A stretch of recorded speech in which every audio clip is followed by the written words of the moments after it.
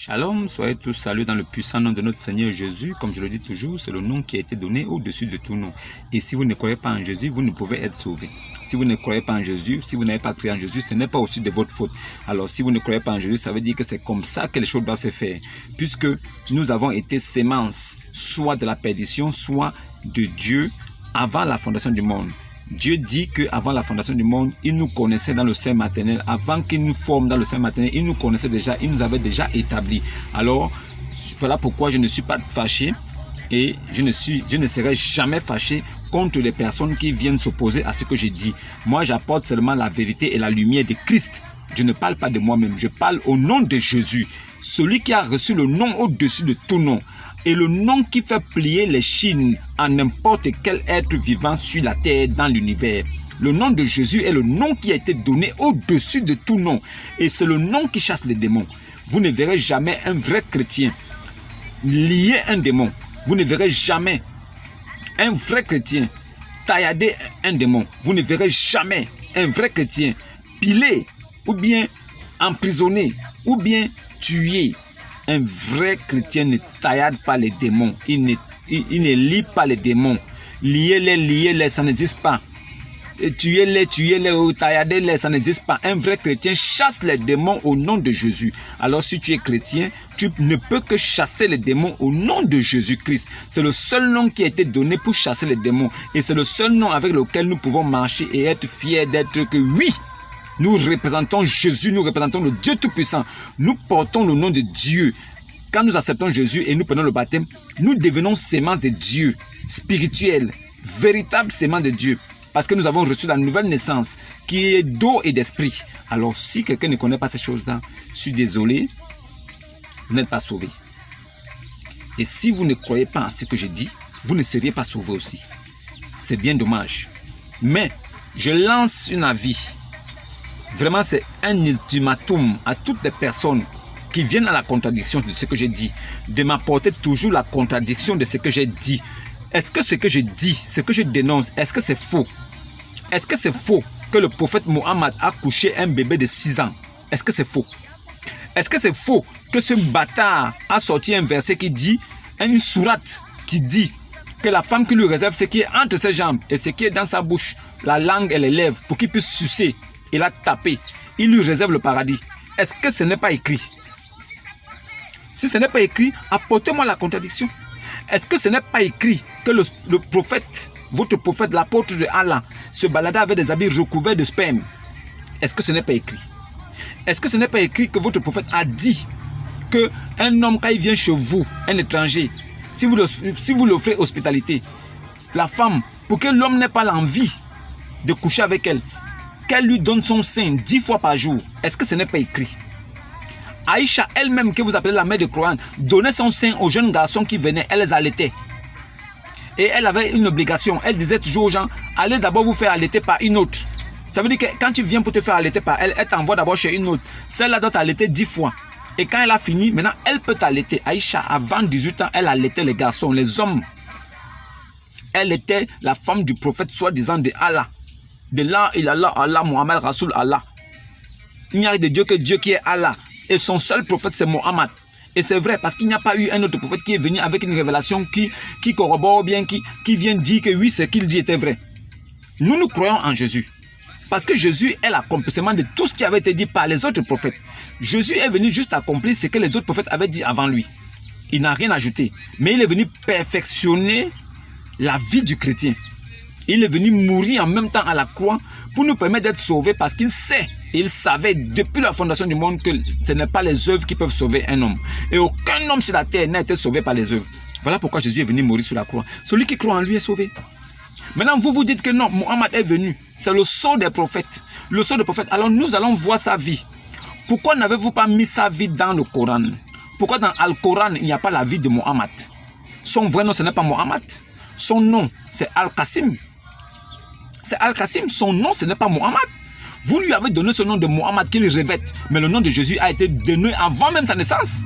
Jésus-Christ, son nom est donné avant sa naissance. Il porte son nom. Il est le Christ. Il est le Messie. Et le Coran certifie en disant qu'il est Al-Masiyah. Alors pourquoi vous ne venez pas en doute pour dire que ce n'est pas le Messie? Si vous ouvrez vos bouches pour reconnaître que oui, il est le Messie, alors fermez-la si on vous dit qu'il est Dieu. Si nous vous disons que Jésus est Dieu, alors et que votre Coran, votre livre de foi, dit qu'il est le Messie, alors il est Dieu. Parce que le Messie, c'est l'Esprit éternel. Si vous n'avez pas compris ça, je suis désolé pour vous. Alors, maintenant, je m'adresse à vous, musulmans à 2 balles, qui venaient raconter des bêtises sans fondement. Quand vous venez me parler, apportez-moi des preuves pour me prouver que ce que je dis est faux. Jusqu'à présent, aucun musulman n'est venu me dire que c'est faux. Parce que moi, je vous attends.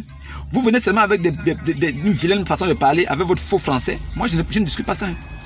Je sais que vous êtes des séments de la perdition. Voilà pourquoi je ne peux pas encore vous porter rigueur. Je sais que ce que vous faites, ce n'est pas vous-même. C'est votre esprit qui est comme ça.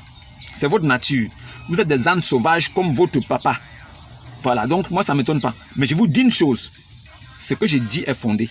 Et celui qui va me dire que c'est faux, je l'envoie directement le verset. Je l'envoie... Non, au calme. Je l'envoie ça. Lui-même, il lit, il comprend. S'il peut pleurer, il pleure.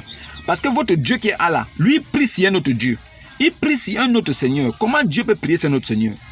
Sourate 70, verset 40. Comment Allah peut jurer? Comment Allah peut jurer? Hein? Comment il peut jurer? Comment peut-il jurer? Alors, s'il jure, Sourate 33, verset 56.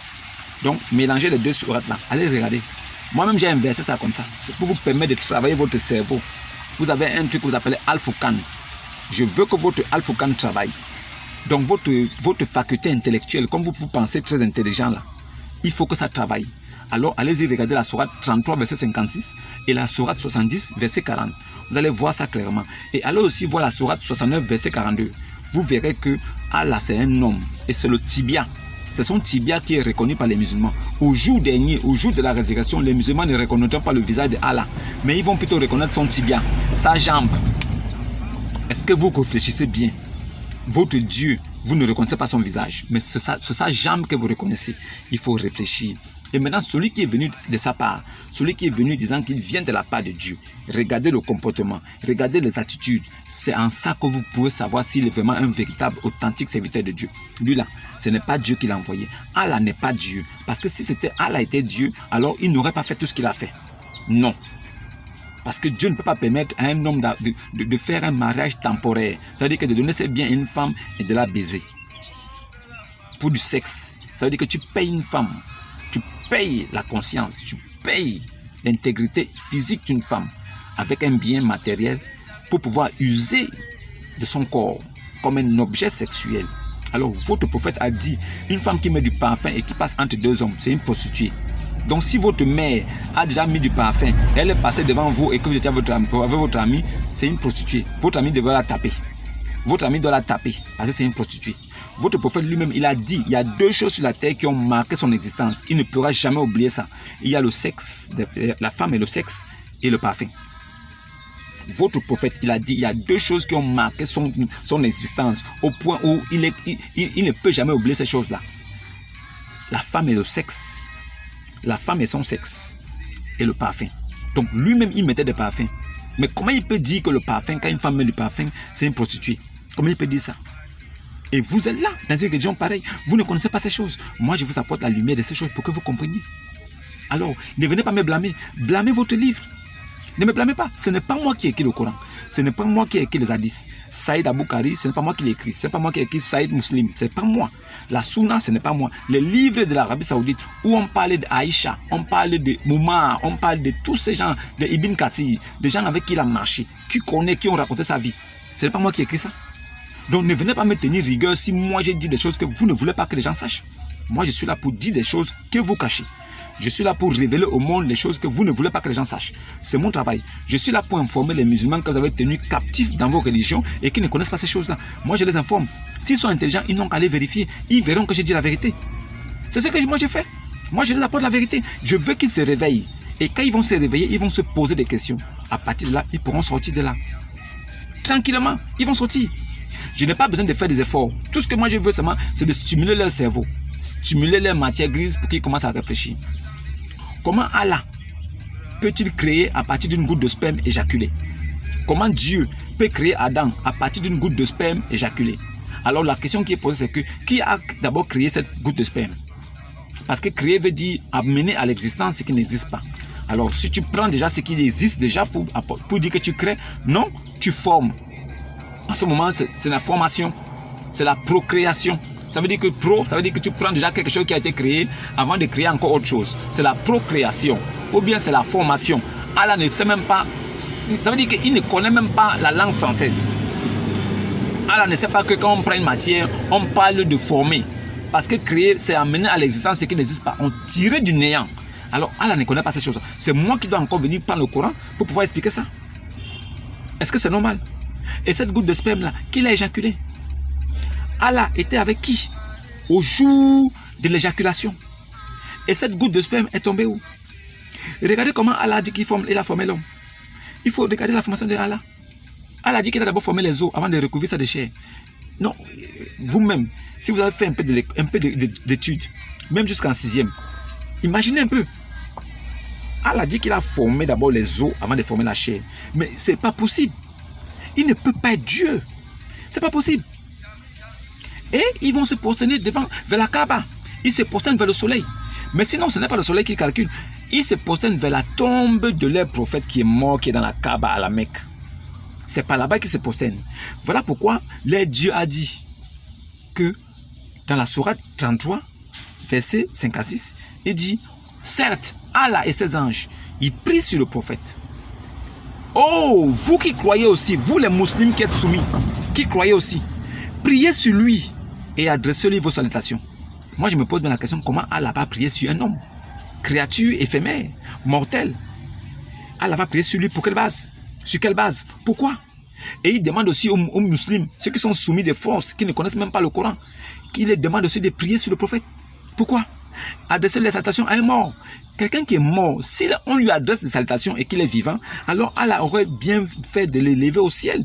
Et Allah, cela aurait été écrit dans le Coran, que Muhammad aussi a été élevé au ciel. À partir de là, nous devons mettre foi en Muhammad. On saura, là, en ce moment-là, nous saurons qu'il y a deux personnes. Il y a Allah, il y a Muhammad au ciel, il y a Jésus au préalable. Ça veut dire qu'il y a Jésus qui est monté sur le premier et Muhammad aussi est monté. Donc il y a deux qui sont éternels. À partir de là, maintenant, nous faisons le choix tranquille. Mais ce n'est pas le cas. Le seul qui a été élevé au ciel, c'est Jésus. Bon, pourquoi on va suivre Muhammad? Dites-moi un peu.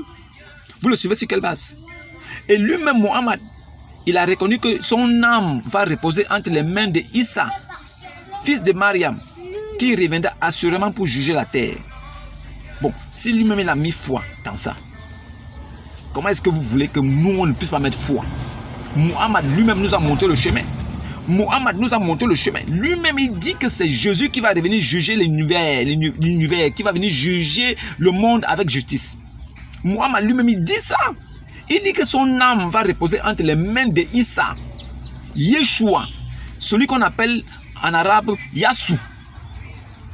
Il dit, je dis bien Muhammad Al-Qasim, Muhammad dit que son âme va reposer entre les mains de Issa, Yassou,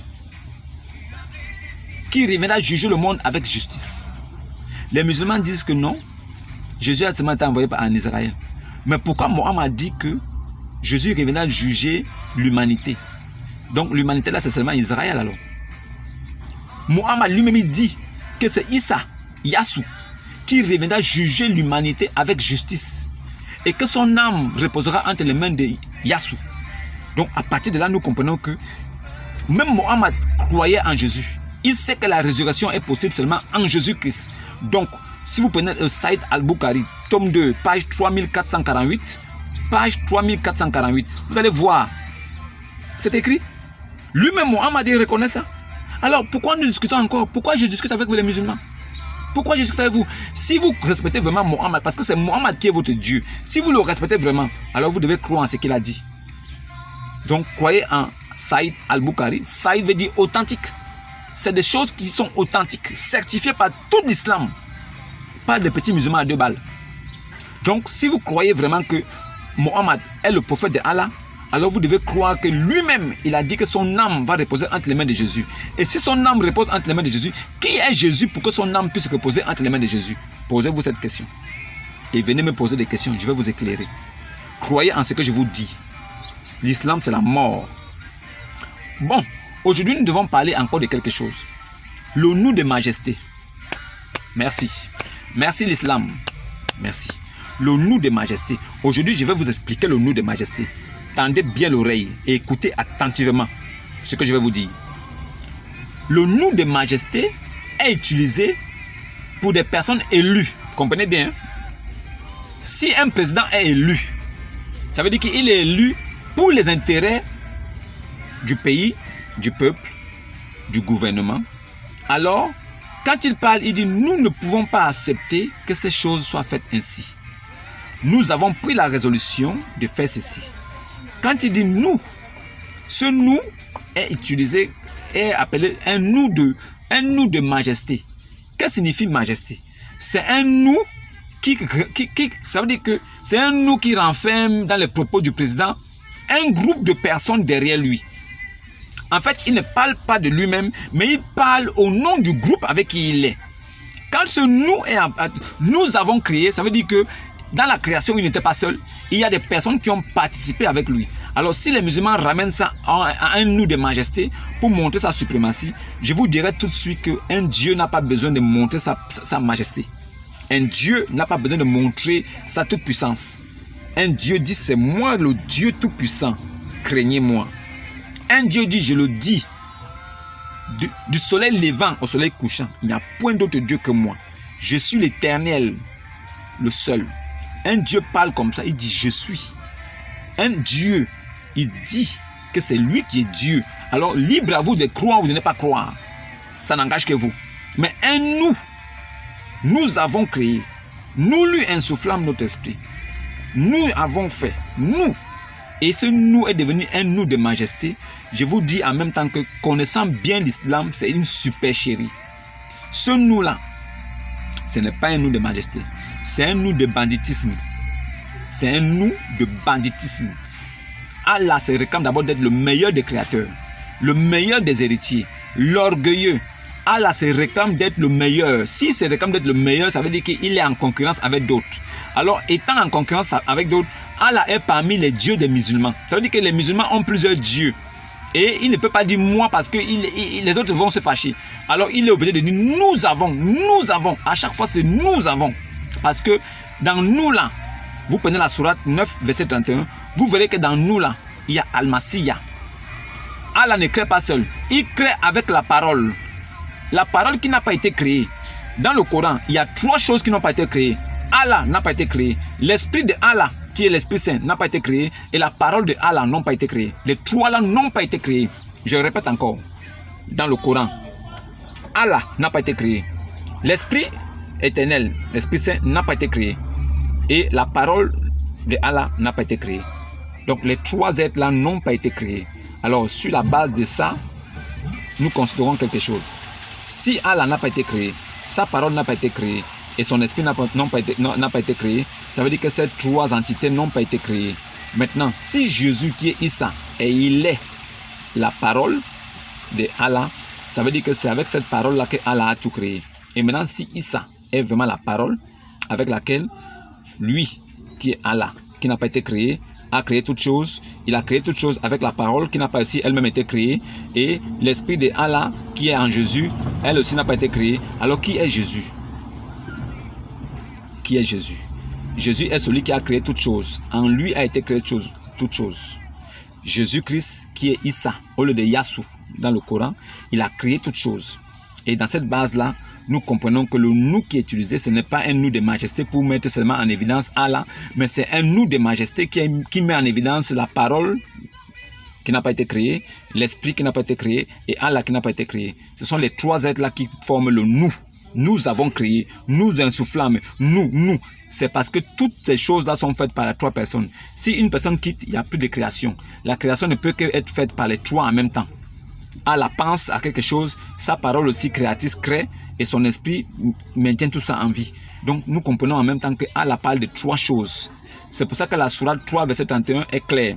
Ils ont pris les érudits et les moines comme Seigneur, outre que Allah est le Messie, fils de Mariam.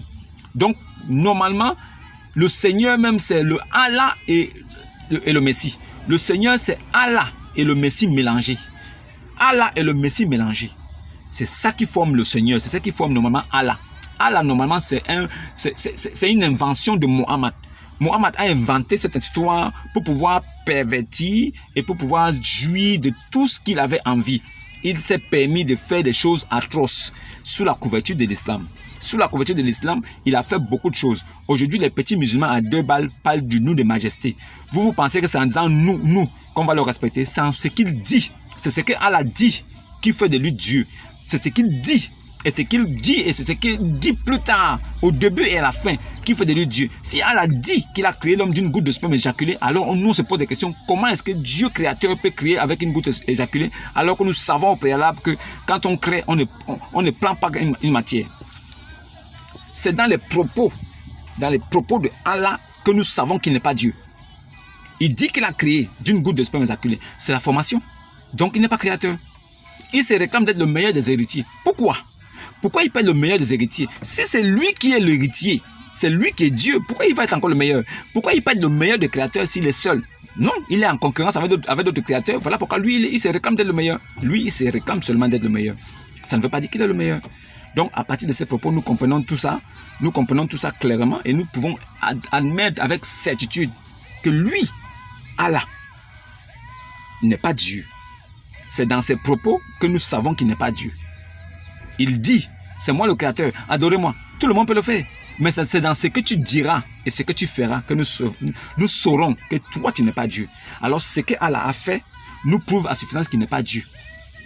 Allah a créé le monde de 2 façons. Il a commencé par les arbres à la création et dans un autre verset, dans une autre sourate, il a commencé par la terre. Bon, à la fin, on se pose la question, il a commencé à créer par quoi? Par les arbres ou bien par la terre? Allah ne sait même pas comment il crée. Dans le Coran encore, Allah dit qu'il y a un des fils de Noé qui est mort. La question c'est que si nous prenons le Talmud, le livre des Juifs et la Torah de Moïse, qui sont nés en l'an 33 et avant l'an 33, la Torah était déjà née. Le livre des Juifs était noué. C'est l'évangile qui est né de 0 en 33. C'est en ce moment que l'évangile est né. Donc si nous prenons la Torah qui est née des siècles avant le Coran, nous voyons dans ce livre qu'aucun des fils de Noé n'est mort. Mais comment le Coran peut nous dire qu'il y a un des fils de Noé qui est mort? Mais il s'appelle comment le fils de Noé qui est mort? Quel est son nom? Il faut bien que le Coran nous donne ce nom. Allah n'a qu'à nous donner le nom du fils de Noé qui est mort. Et Allah confond Aaron, Marie sœur d'Aaron et Mariam, mère de Jésus. Il confond. Comment Dieu peut-il confondre quelque chose que lui-même il a planifié? Comment le Coran peut confondre Marie sœur d'Aaron et Marie mère de Jésus? Comment c'est possible? Comment le père d'Abraham peut s'appeler Térak et il s'appelle Hazar dans le Coran? Comment c'est possible? C'est des choses comme ça auxquelles il faut répondre. C'est à ça que nous posons des questions pour comprendre si vraiment Allah est le créateur de toutes choses. Allah dit que les noirs ont été créés de l'épaule gauche d'Adam et les blancs ont été créés de l'épaule droite d'Adam. Nous posons la question à Allah. Explique-nous comment ça s'est passé. Explique-nous qu'il a tapé dans l'épaule droite d'Adam. Les blancs sont sortis. Et il a tapé dans l'épaule gauche d'Adam. Les noirs sont sortis. Après ça, tout simplement, il dit aux blancs, allez, les blancs, allez au paradis. Et après, il dit aux noirs, vous les noirs, allez en enfer et je m'en fiche. Pourquoi allez en enfer, je m'en fiche. Pourquoi? Pourquoi tu envoies les noirs en enfer? Pourquoi? Quelle est la raison? Juste parce qu'ils sont noirs. La raison pour laquelle Allah envoie les noirs en enfer, c'est parce qu'ils sont noirs. Donc, comme ils sont noirs, ils sont mauvais. C'est ce que Allah dit dans le Coran, dans les hadiths. Allah dit que c'est parce que l'homme noir est noir qu'il est mauvais. Il doit aller en enfer, c'est tout. Allah ne veut même pas savoir. C'est Allah lui-même qui a créé le noir et il a créé les blancs. Mais il dit que les noirs doivent aller en enfer. Il ne veut rien savoir. Mais la question qui se pose, c'est pourquoi tu as donc créé les noirs? Pour les envoyer en enfer? C'était quoi le plan? Donc Allah ne peut pas être Dieu. C'est pas possible. Et il y a un trou du cul. Un trou du cul. Oustaz Diané. C'est regrettable. C'est regrettable. Oustaz Diané dit que on dit que Issa wassalam que Azawajal Allah Azawajal là il a là Allah Muhammad Rasoul Allah ça même les démons ont récité ça. Mais je me pose la question aujourd'hui, qui a fait réciter la shadow aux démons? Quand les démons ont voulu devenir musulmans, soumis, musulmans, qui leur a fait réciter la shadow? Allah, shadow, la, Muhammad Rasoul, Allah. Qui a fait réciter ça? Cette chanson-là, qui a fait réciter ça aux démons? Venez me répondre, j'attends des réponses. Qui a fait réciter ça aux démons? Bon, bref, c'est une partie. Maintenant, expliquez-moi, je veux comprendre. Expliquez-moi, j'attends des explications. Si les démons ont pu devenir musulmans, alors ça veut dire que ils ont apprécié ce qui est écrit dans le Coran. Et qu'est-ce qui est donc écrit dans le Coran qui peut plaire aux démons au point où ils se convertissent? Lui-même, Mohammed, possédé de son état, il s'est baladé en Arabie avec le truc dehors. Son bangala s'est baladé dehors comme ça. Il était devenu fou. Mohammed était possédé. On dit qu'on a pris ses cheveux, on a travaillé ça. Il était pris de sorcellerie. Ça veut dire que des démences. Ça veut dire qu'il lui paraissait avoir fait des choses alors qu'il ne l'avait pas fait. Il pensait même avoir couché ses femmes alors qu'il n'a pas fait. Mohammed avait l'envie d'aller se jeter de haut d'une montagne. Mohammed se baladait comme ça dans la folie. La folie l'avait saisi. Il se baladait, il mangeait même dans des poubelles. Il mangeait dans des poubelles. Il se baladait comme ça, il volait les slips des femmes. Une femme met son slip à la corde, il vient, il vole. Il fuit, on le poursuit. Mohammed était la folie incarnée, qui est devenu le prophète de l'islam. La folie et le mensonge mélangés sont devenus le prophète de l'islam. Et nous, on doit croire en ça. Le fou qu'on appelle Oustaz Djani, il dit que oui, comme Jésus est la parole de Dieu, que même Adam aussi est la parole de Dieu. En fait, quand tu rentres dans le monde des musulmans, il faut être fort. Le monde des musulmans, c'est un monde de menteurs. Et ça ne va pas s'arrêter tout de suite. Mais je vous rassure, nous allons vous faire tomber. Nous allons faire tomber ce château de sabre qui ne tient qu'à un fil. Donc Jésus est la parole de Dieu. Et c'est en elle que tout a été créé. C'est par cette parole que tout a été créé. Mais il dit aussi que Adam aussi est la parole de Dieu. On lui pose la question pourquoi? Il dit parce que toute chose a été créée par la parole, donc toute chose est la parole de Dieu. Mon frère, allez d'abord à l'école. Hein. Je vous jure, allez à l'école. C'est moi-même qui vous dis. Tous les savants musulmans là, qui passent dans les réseaux sociaux, là, les Sénégalais, les Ivoiriens, là, allez d'abord à l'école. Tous, Ismaël Aka, Oustaz Djani, tous là, c'est Koun Lobabu. Allez d'abord à l'école. Quand vous allez bien faire les études, essayez même de prendre le BEPC. Revenez vraiment, on va parler. Parce que c'est compliqué. Si quelqu'un n'arrive pas à comprendre qu'on dit c'est lui qui est la parole. Et c'est à partir d'elle que tout est créé. Toi tu dis que non, Adam aussi est la parole. Parce qu'elle a été créée. Parce que Adam aussi a été créé par la parole. Si tu n'es pas tonton, tu ne peux pas être... C'est bon. Aujourd'hui, je voudrais vous dire quelque chose. En toute sagesse. Que vous compreniez. Parenthèse de vie. Aujourd'hui, ça me met à cœur de vous dire quelque chose. Le monde dans lequel on vit aujourd'hui est un monde de vitesse. Un monde de vitesse où les gens ont l'impression que épanouissement veut dire liberté. Non. Épanouissement ne veut pas dire liberté. Je m'adresse à vous, parents, qui avez des enfants, qui n'ont pas encore dépassé l'âge de 21 ans. De grâce, gardez vos enfants à la maison. De grâce, prenez du temps et parlez avec vos enfants. Ce qu'ils vous montrent à la maison là, ce n'est pas ce qu'ils sont dehors. Ils ont deux visages. Ils se comportent comme Anna aux deux visages. Si vous connaissez la série, c'est une parenthèse. À la maison, ils ont l'attitude des petits garçons ou des petites filles pour vous faire croire que tout va bien et que c'est toujours la petite fille, le petit bébé que vous avez élevé. Mais dehors, c'est des lions et des lionnes. Ce qu'elles font dehors, si on vous montre ça, vous allez pleurer. Vous allez comprendre que vous gardez à la maison des adultes comme vous, qui font les choses que vous faites avec maman à la maison. Quand ta fille de 14 ans, 15 ans a connu ces choses-là dehors et qu'elle sait que toi, tu n'es pas encore au courant, alors elle se comporte comme une petite fille, comme le tout petit bébé qui n'a rien connu, qui ne connaît rien. Mais quand elle te voit avec ta femme, ce que vous faites là, elle sait qu'elle-même fait déjà ça. Donc en même temps, elle vous voit genre. Elle vous voit genre, parce que ce que vous faites là, elle fait aussi. Parlez à vos enfants. Qu'il n'y ait pas de tabou. Aujourd'hui, l'Internet a permis à ce que des enfants, même que vous n'éduquez pas, soient éduqués par les réseaux sociaux. Aujourd'hui, la plupart des enfants sont éduqués par les réseaux sociaux. Vos enfants sont éduqués par d'autres personnes. Vos propres enfants que vous avez mis au monde, là, ils sont éduqués par d'autres personnes. Ça veut dire qu'ils prennent le comportement et les choses du dehors. Ils gardent ça en eux. Mais ils vivent comme des agents secrets. Double visage. Ça veut dire qu'à la maison, ils sont tranquilles, les enfants que vous avez connus. Mais dehors, ils sont des agents secrets. qui manifeste vraiment le crime et tout le reste. Ça, vous ne pouvez pas connaître. Vous qui avez des enfants, gardez-les à la maison avant qu'ils n'aient 21 ans. Vous ne pouvez pas être en train de dormir, vos enfants sont dehors. Vous, parents, qui laissez vos enfants se balader dehors à plus de 21 ou 22 heures, alors qu'ils n'ont pas encore atteint l'âge de la majorité, alors qu'ils n'ont pas encore atteint 21 ans. Certains, à 16, 14 ans, ils sont dehors. Pendant que papa et maman sont dans la maison, lui, il est dehors avec ses amis. Et vous ne savez même pas s'il est dehors à la cour. Parce que quand il parle à la cour, vous pensez qu'il est là. Mais quand vous allez dormir, là, vous fatiguez. Parce que vous allez au boulot. Vous travaillez tout ça, vous êtes occupé. Vous vous battez pour amener quelque chose à la maison pour qu'il puisse manger et dormir. Ça veut dire que vous le vêtissez, vous le blanchissez, vous le donnez à manger, vous le nourrissez, vous faites tout. Pour qu'il réussisse, pour qu'il ait un avenir meilleur. Vous faites tout ça. Mais lui, quand il est dehors, pendant que vous dormez, il fait semblant d'être là. Dès que le sommeil vous frappe parce que vous êtes fatigué, lui, il s'en va, il sort, il va faire des choses que vous ne connaissez pas. Et il revient tranquillement dormir à la maison comme si de rien n'était. Le jour qu'on vous appelle, quand il a braqué quelque part, vous venez, vous criez, oh non, mon enfant ne peut pas faire ça. Vous ne connaissez même pas vos enfants. Vous devez prendre des résolutions pour garder vos enfants à la maison. 18 heures au plus tard, il est à la maison. Il dépend de vous, c'est lui qui le donne à manger, c'est vous qui le donnez à manger, c'est vous qui vous occupez de lui.